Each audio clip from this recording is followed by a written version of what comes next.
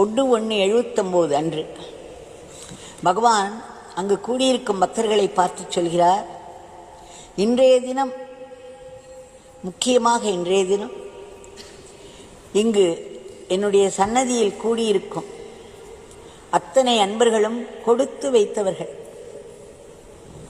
பெரும் புண்ணியம் செய்திருந்தால் மட்டுமே இது கிடைக்கும்.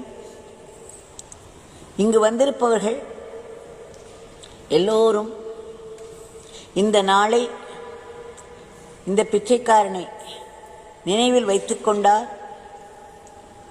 அது பெரும் பலனை தரும். இந்த பிச்சைக்காரர் ஒவ்வொரு அசைவும் இந்த உலகத்தையே, இந்த பிரபஞ்சத்தையே நடத்தி வரும் என்னுடைய தந்தையினால் செய்யப்படுகிறது. இந்த பிச்சைக்காரனுடைய ஏதோ ஒரு அசைவையோ, இவரோடு கூட நடந்த ஏதோ ஒரு நிகழ்வையோ